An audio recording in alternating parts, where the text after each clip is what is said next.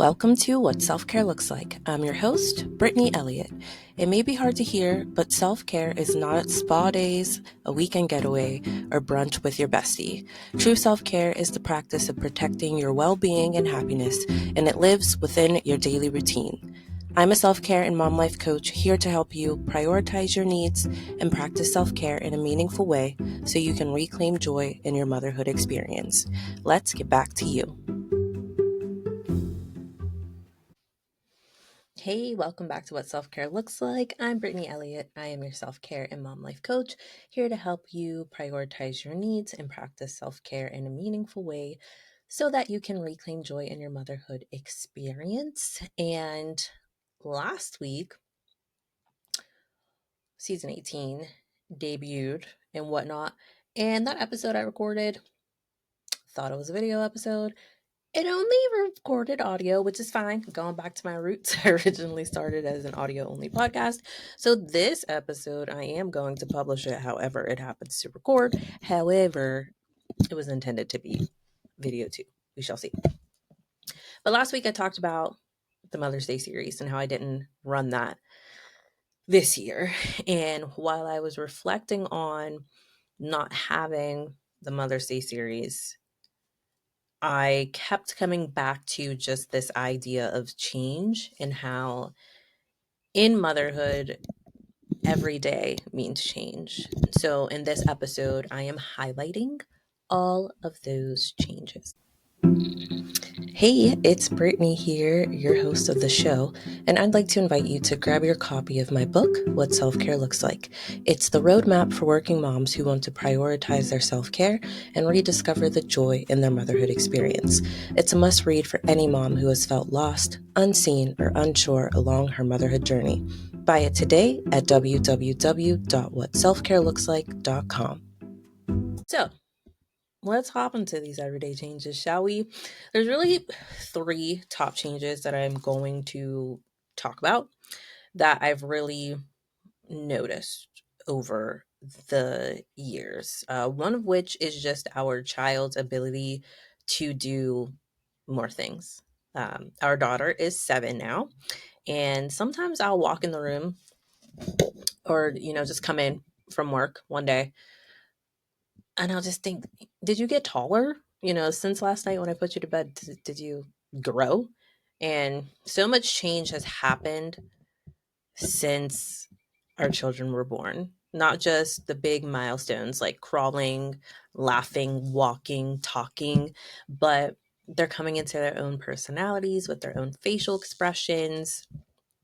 I can see what my daughter has the tenacity for. I can see where she has just a natural ability.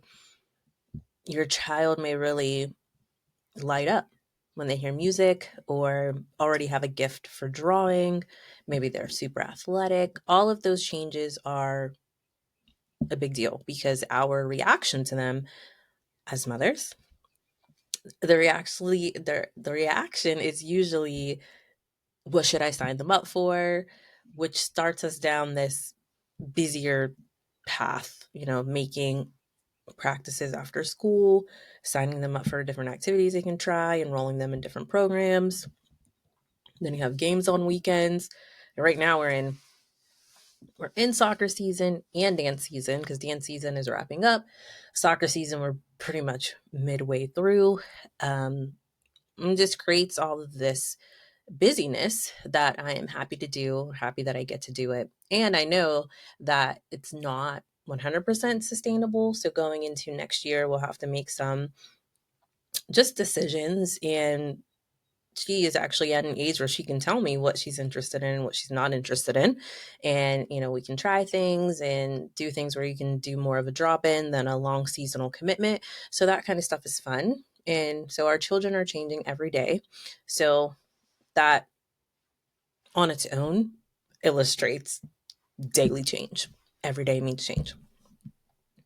The big change number 2 is our parents. So this may be a bit more of a subtle change, but as our parents age, they may start to have some physical limitations, maybe some mental limitations. Just it's a big shift. And because of that, they may need more support from you. And I think they also may just be in a transitional period in their lives. My mother retired a year or two ago. It seems like she's been retired for longer than that, but she said it's only been a year and something. But she's so busy, and in a good way. She's spending her time exactly how she would want to spend it. She is more vibrant. She is happier in her retirement. And on the back end of that, I always find myself worrying about her because she's doing so much and she's packing her days with all of these things and being in service to others. And I'm always checking on her. Did you do what you were supposed to do for you today? Did you take your medicine? Did you check your blood pressure? Did you move your body? Did you take a nap? And anytime she goes to the doctor, I'm calling immediately after when I know that she should be done. Did you ask them this? Did you ask them that? What did they say about that joint pain you were feeling? All of that stuff. I've become very much more motherly with my own mother. But it's my parents, and it's also my in-laws, and just asking that, and they just start to need more things. So that's a big change. Definitely one that I didn't account for, not just in me being a mom, but just in getting older and in life, which leads me to the third change. You have changed, and you are continuously changing, which is beautiful and great and scary sometimes.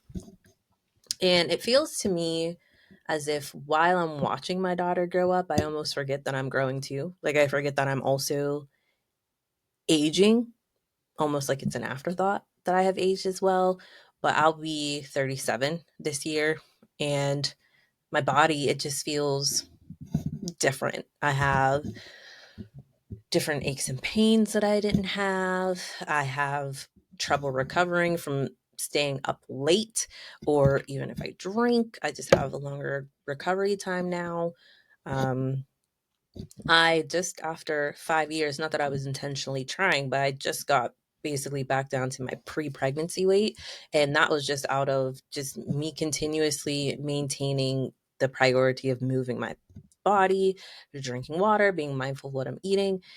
Like, some foods just don't sit well with me anymore. They just don't digest the same way.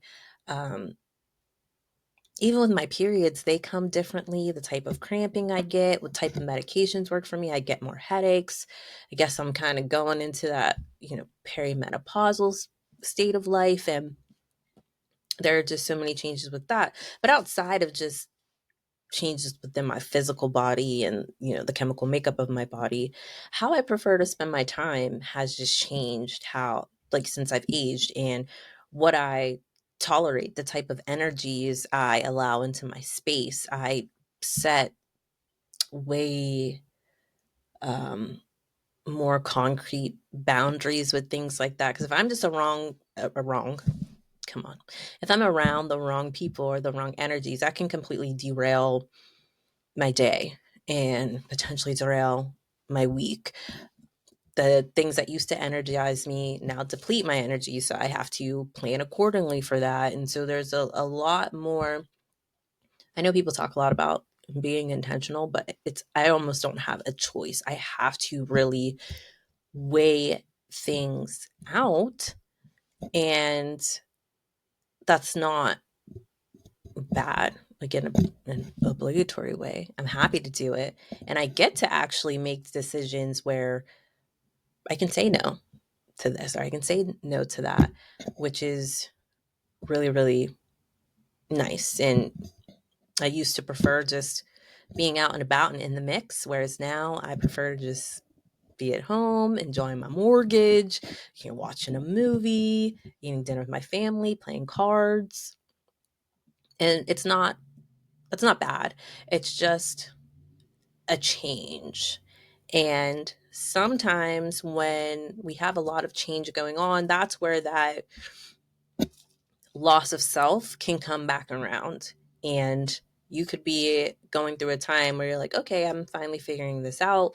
I feel more comfortable in my journey as a mother. I'm understanding myself more. And then another change or big transition in life can happen and you can start to feel lost again. But remember, every day is just about getting to know yourself, asking yourself what you need, what you want. It's always an adjustment. Every day we are changing. So don't box yourself in or feel rigid in how you have to show up and what you have to do for people.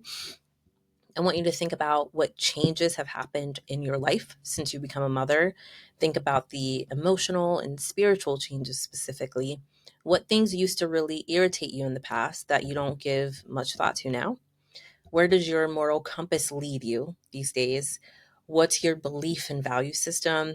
How do you show up for other people? How do you discern who can be in your space? Who has access to you these days? So much is constantly shifting, and that is okay. I notice in the work I do with working moms that sometimes collectively we try to tight grip or keep a tight grip on bits and pieces of ourselves that just have changed. And we are very change averse, as if it's wrong to change in preferences or priorities. That resistance to change can really, as I mentioned, exacerbate the feeling of losing yourself along your motherhood journey. It's okay to just change your mind and pivot and do things differently. I am someone who suffered from a shattered sense of self very early on in my motherhood journey. I didn't identify it as that until my daughter was 2 years old. So I feel like I suffered through that for 2 years and I didn't need to. And if I would have simply accepted the change and accepted that once my daughter came out of my body, I also was born again new. There are some things that are very similar, like a lot of my personality traits are the same. You know, I still love to laugh. It's just the things that used to be funny to me aren't funny to me anymore. I just have a different sense of humor. And that's completely okay. And when I was going through my shattered sense of self, I was just questioning everything that was different instead of just accepting the change, which would have allowed me to adapt a lot quicker. So just taking the time to journal how the change made me feel would have helped me out tremendously. And it would have really put me on the trajectory toward acceptance. So that's why I'm always very um, I can't think of the word right now, which is also a thing that's come with me aging. I just can't think of the word. But I think it's really important for you to prioritize your mind through journaling, your body through movement, and your spirit through prayer and meditation. Those are just very simple self-care practices that you can adopt today, right now. After you listen to this, that will really set you on that path toward acceptance and help you to really implement a sustainable self-care routine into your lifestyle, which is really important because self-care is the practice of protecting your well-being, happiness, and it helps you show up better, not just as a mom, but as a partner, an employee, a business owner, a sister, a friend, a woman overall. Okay, let's talk about some moms. I said I would feature some moms that were on the show in past, excuse me, in past podcast episodes of the Mother's Day series. So Taylor, she was in the series in 2024, so just last year. Some of the big changes that have happened to her since she was on the show, she said consistency. She is consistent with sharing her joy with the world. She is prioritizing Dawa. So her business is Dawa Wellness, and she's proud of that. She's not stopping. I actually went to one of her events recently. It was a beautiful event. Just being around Taylor, like you can't help being feeling at peace. Her energy is just so incredible. Just you feel good to be around her, and it's pleasant. It's almost ethereal. It's very nice. She's building new friendships. She's focused on sisterhood, and she's just really focused on growth in her season. Her children are 7, 5, and 3 right now. And for her, self-care looks like being selfish, not feeling guilty for wanting time alone from her children, being in nature and eating more whole food and fruit, and dancing as much as possible. Another mom is Jess. Jess was on Mother's Day series in 2023. Some of the changes that have happened, they started um, fostering. So she became a mother through adoption. And in her episode, she talked about how she and her husband still took on the chemical changes that come with like postpartum depression and the newborn blues and all of that. It's a chemical thing that happens with caregivers no matter how you come into parenting. And she talks about that. It was a really, really eye-opening episode. So she's 2 placements in her care now with fostering a 2-year-old and 1-year-old. And she said it's been a learning experience for the whole house, and they've taken family trips, and they've just been enjoying each other. Their children are 7, 5, 2, and almost 1. And these days for her, self-care looks like taking a nap, reading, drinking coffee, grabbing dinner with a friend, and volunteering in her community. And then Dominique. Dominique was on in 2024 as well. She runs the Rebrand Lab. It's a full branding agency, and I think she's making some changes in her business, but look her up, the rebrandlab.com. She's she does really great work, and she really attaches your personality in everything that she does. All of her websites look different, which is hard to do in that industry. Like sometimes you can look at a website, you can know like such and such did this because it's like their signature thing is on that. But her signature thing in her business is putting your personality into your brand, and she just helps do that so beautifully. So they bought a house in November, which she said that's about it. But that's a big thing. Bought a house. Congratulations. Her children are 11 and 1. And for her, self-care looks like getting outside, taking care of the yard, taking the night off, and having a self-care night while her husband puts the baby to sleep and does all the nighttime routine stuff, which is really nice when you're able to say, okay, I'm not doing that tonight. Bedtime routine is on you. I love doing that too.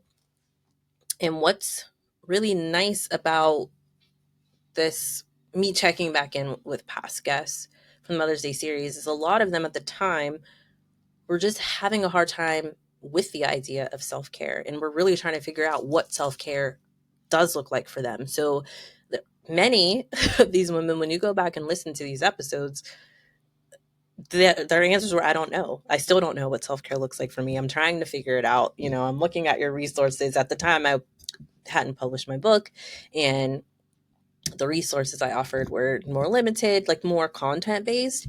And so they're like, yeah, I just follow you on Instagram and I try some of the things that you post, but they've really implemented some things that really weave into their lives. And these are, ambitious women who are, getting things done on a daily basis. And whether it's in the home or outside of the home, and I respect them all and appreciate them all so much. So make sure you go back and listen to their episodes. And in the meantime, if you need any support from me, you can always find me at Back to You in 5 on Instagram, or go to my website, back2in5.com. The book, What Self-Care Looks Like, is available on Amazon. And that's about that for episode 2. I appreciate you and have a wonderful day. Do something kind for yourself, and I will talk to you very soon. Thanks for listening to this episode. I hope you learned at least one thing you can implement into your daily routine. To connect with me, follow at Back to You in 5 on Instagram. If you're feeling generous, share this episode with a mom you know and subscribe to the show. I appreciate your support. Remember, motherhood is a journey, not a destination. Grow through it and enjoy the view.